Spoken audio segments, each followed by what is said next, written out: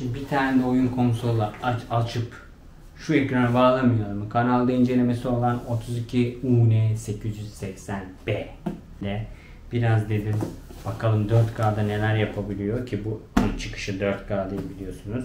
Diğer konsollara gücümüz yetmedi.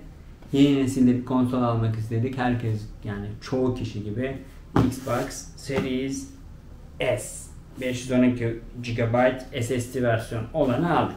Daha önce ürünü sadece içinde var mı vesaire diye açtım, çalıştırmadım. Bir de şu ithalatçı garantili, işte Türkiye garantili, o garantili, bu garantili muhabbetlerine değinmek istiyorum açarken. O yüzden de açtım. Şimdi tek kutusundan çıkaralım. Çalıştıralım bakalım neyi var neyi yok. Ondan sonra da üzerine konuşuruz.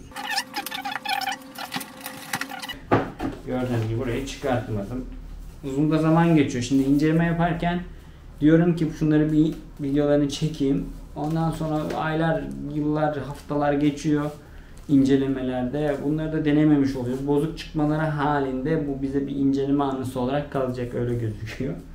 O yüzden ilginç bir durum olduğu söylenebilir. Xbox'ımız bu şekilde geliyor. Yine bu pat pat gibi yumuşak poşete sarılı. Şuradan açalım onu. Direkt Xbox'tan bir sürü kutu açılımı vardır. Ben daha çok aslında şu ithalatçı garantili mevzusuyla ilgili konuşmak istiyorum. Ben bunu bilindik sitelerden birinden aldım. Ürünü. Gördüğünüz gibi tertemiz. Yani aldığım firma şöyle yazıyordu. Microsoft garantili. Microsoft garantili. Ama Türkiye kelimesi yok. Biraz da pahalıydı. 2 sene garanti olduğu yorumlarda vesaire var. Ha dedim bu herhalde Türkiye mesela 2 sene vesaire. Aldım biraz üst.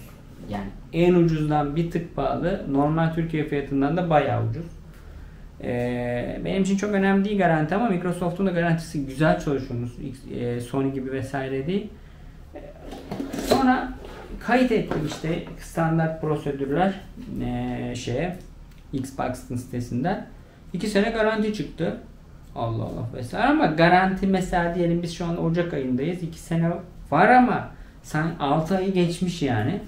Lehime olanı düzelttiler. Düzeltselerdi controller'da onların kayıtlarına göre 1 sene geçmiş olacaktı vesaire. Fakat mesela bunda düzeltmediler. 2 sene gözüküyor. Nasıl oluyor dedim. Ya oluyor dediler işte bir şekilde. Bu da İngiltere'den gelmiş galiba. Yani oluyor. Yani adamlar da bir şey diyemiyor. 2 sene garantisi var şu anda. Düzeltmediler de. 1-2 ay geçmişti zaten. Lehimeydi. Eğer düzeltselerdi atıyorum 1 sene olacaktı garantisi. Şimdi mesela atıyorum 17 ay var. Dolayısıyla garanti işi bu ürünlerde değişik. Yani o olacağı belli değil. Ona fazla takılıyorsanız bence gidin direkt MediaMarkt'tan alın. En iyisi. Pil çıkıyormuş kontrolörün içinde. Power kablosu çıkıyor. Power kablosu şu. HDMI kablo garip bir tarım stiliyle bu. Bu da tek kontrolörü. Şöyle hop. Tabii bizde şimdi oyun yok. Ayrıca ben Xbox'tan vesaire de hiç anlamam. Hayatım boyunca hep PlayStation aldım. Öyle de bir video yapacağım. Tüm PlayStation'ları bir araya koyup Xbox'ı öbür tarafa koyacağım. Bakalım o video izlenecek mi? Bu yeri gelmişken kanalı takip edin ve beğenin de daha iyi videolar ve daha değişik ürünler çekeyim. Kanalda ilginç ürünlerle ilgili bir sürü video var. Dolayısıyla hoşunuza gidecektir. Bunun da mesela tamam şarj kitleri falan var ama biz bakalım bu işlere alışabileceğiz mi? Biz alışmışız PlayStation'da işte şarj et, devam et. Burada çünkü bir giriş var USB. Niye yani? Anlamıyorum. Ele oturması güzel.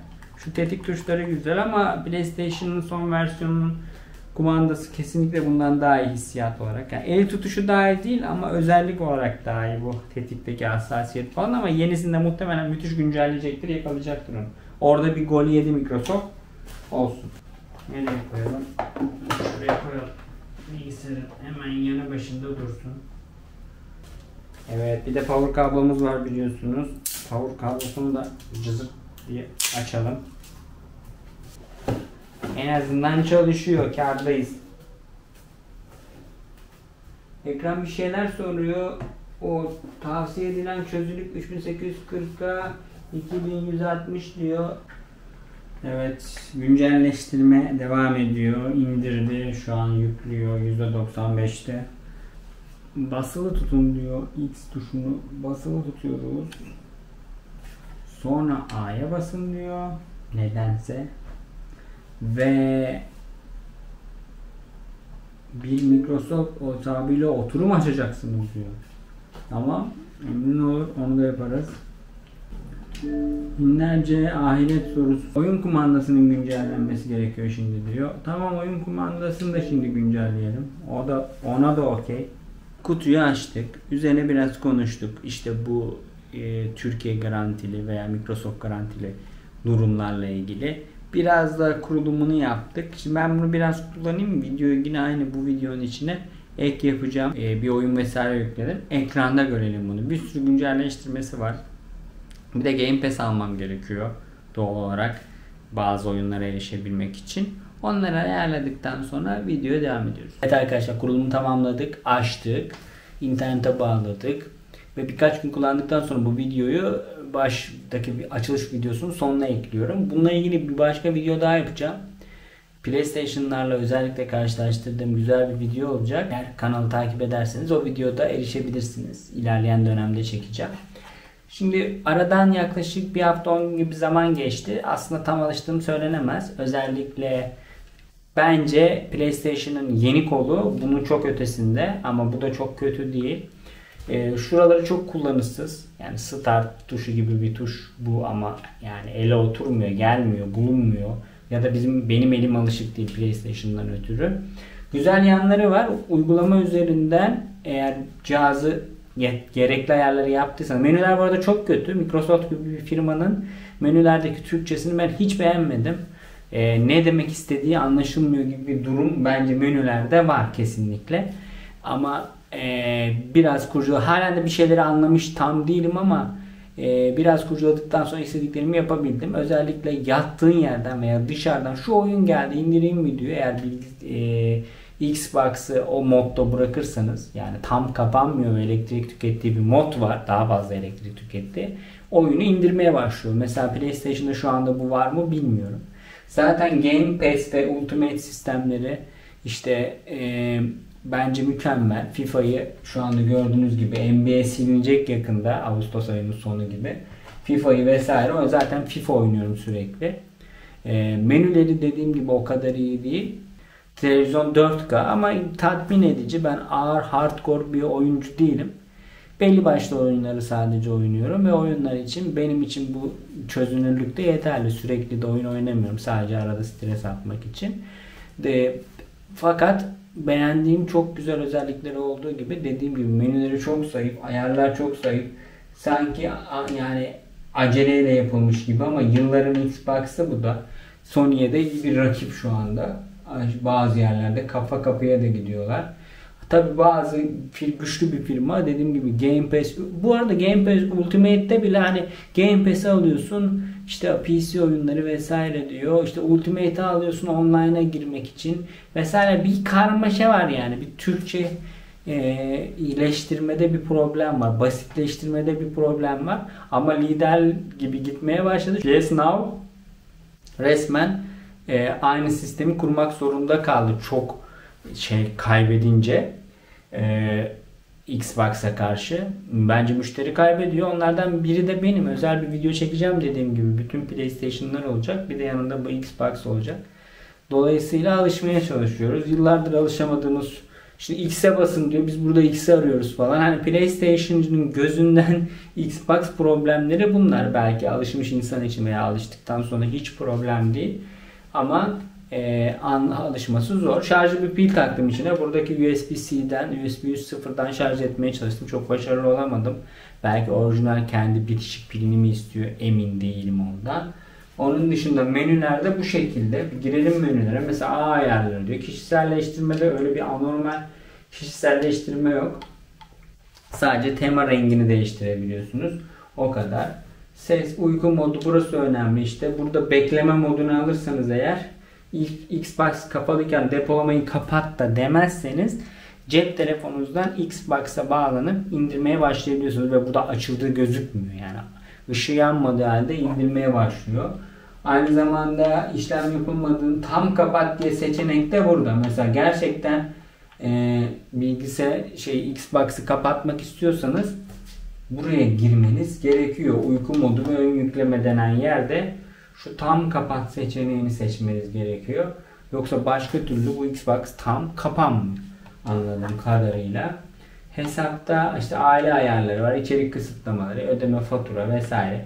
Sistem bölümünde güncelleştirmeleri görüyorsunuz. Depolama durumunu görüyorsunuz. Yedekleyebiliyorsunuz. Dil değiştirebiliyorsunuz. Uzak bağlantı dediği muhtemelen Microsoft uyumlu, Xbox uyumlu fare, mouse o tarz şeyleri yönlendirmek için aksesuarlardı ya da ikinci bir kol eklemek için olabilir. Burada da yani çok Türkçeleri gerçekten iyi değil menüleri. Menüler de iyi değil. Menü düzeni de bence iyi değil. Yani çok amatör, sanki yeni çıkmış bir konsol gibi menü düzeni. Daha iyi olabilir. Microsoft'tan çok iyi şeyler beklemiyoruz ama ben yani Sony, yılların Sony'siyle karşılaştırdığımda menü, o yatay geçiş, aşağı iniş mükemmel menü. Her aradığınızı bulursunuz. Bunda özelleştirme denilen şey de sadece işte yeni oyun, aldığın oyunu mu alta yükleyeyim, işte ne bileyim events diye bir bölüm var, orayı mı oraya yapayım, yerlerini değiştirebiliyorsun. Bir özelleştirme de renk falan gibi şeyler dışında yok. Mola hatırlatıcısı koymuşlar. Muhtemelen PlayStation yeni sürümlerinde de vardır. İşte bir de erişilebilirlik seçenekleri yüksek. İşte kontrastı arttırma, ufak tefek engelleri olan insanlar için bunların birçoğu, bazılarında bizler de kullanıyoruz tabi. Büyüteç var, gözü iyi görmüyorsa herkes oyun oynayabilsin anlamında. Mesela özelleştirme şu tuşla diyor. Hala buradan işte renk filtreleri, özelleştirme, menüde girdin diyelim özelleştirmeye. Şöyle burada bir şey yok yani, renk tercihi ve sadece yerini değiştirme, işte oyun yukarıda mı olsun aşağıda mı olsun. Arka planı belki değiştirebiliyorsun, öyle diyor. Çok bir detay bence yok. Ben beklentim daha fazlaydı. Fakat bedavaya, yani bedava değil aslında da, büyük paralara ama yıllarca oyun alabiliyorsunuz. O tarz videolar var. Çok iyi anlatılmış bir video var. Hemen o çıkacaktır zaten. Çok güzel biçimde hem alarak göstermiş. Öncelikle kaç seneydi? 2025, 36 ay galiba. Evet, 36 ay olması lazım. 36 ay boyunca Game Pass alıp kendinize hediye ediyorsunuz. 6. Ondan sonra üstüne de bir aylık Ultimate alıyorsunuz. Yani o ne oluyor biliyor musunuz? Bütün 36 aylık Game Pass'iniz hiçbir işe yaradı. Ne işe yaradığını anlamadım. Yorumlara yazsanız belki anlayabileceğim. Game Pass'iniz 36 aylıktı ya. Onun üstüne bir ay Ultimate aldığınız zaman 36 ay boyunca işte bu bedava gelen oyunları ve online'ını oynayabiliyorsunuz. Yani bir oyunun 700-800 lira olduğunu düşünürsek bence yerinde bir tercih olarak ben de o videodan izleyerek onu yaptım. Özel bir video çekmeye gerek yok, aynı konuları. Çok basit. Sadece giriyorsunuz Microsoft Store'dan. Kendi kendinize hediye ediyorsunuz. Orada 6 aylık seçenek çıkıyor. Başka yerde çıkmıyor. O hediyeyi buradan kendi hesabınıza yapıştırıyorsunuz. Hediye geldi diyor, 6 ay arttırıyor. Hediye geldi diyor, 6 ay arttırıyor. Sonunda zannedersem, yanlış bilgi vermeyeyim, 36 ay oldu. Ondan sonra bir de üstüne 70-80 lira neyse işte bir de Ultimate alıyorsunuz. Fiyat her zaman değişebilir, önemli değil. O 36 aylık Game Pass Ultimate'e dönüşüyor 36 ayın sonuna kadar. Güzel bir opsiyon. Bence değerlendirebilirsiniz. İşte FIFA, NBA, başka ne oyun indirmişim bakalım. Tropico, eski oyunlardandır, eskiler bilir. İşte PUBG her zamanki gibi, tenis severiz. Match Point, daha iyi tenisler de var. Bir de Forza Horizon. Bana zaten bu kadar oyun fazla bile. Dolayısıyla ben Xbox alarak en azından PlayStation geç kaldığı için mutluyum yani. PlayStation'da beğendiğim oyunlar da vardı ama ona da küsmedik. O konuyla ilgili diğer çekeceğim videoda konuşacağım. PlayStation neden geç kalıyor? Xbox incelemesinin artık sonuna gelelim. Xbox'la ilgili bir, yani bu Series S ile ilgili bir sorunuz varsa lütfen yorumlara yazın. Kanalda takip ederseniz vintage olsun, diğer doğa gezileri olsun, bir sürü videolar geliyor. Onlarda da işinize yarayacak, hiçbir yerde görmediğiniz değişik ürünler çıkabilir. Bu her yerde incelemesi olan bir Xbox. Üzerine de çok konuşulacak bir şey yok. Sadece PlayStation'dan Xbox'a geçenlere has bir iki konuşma yapmak istedim. Alışmak zor. Ama alışmak sevmekten daha da zor geliyor. Dolayısıyla biz sevmeye çalışıyoruz. Ondan sonra da alışırız inşallah. Bir başka videoda umarım görüşürüz. Kendinize iyi bakın. Halen kanalıma abone olmadıysanız şimdi abone olmanın tam zamanı.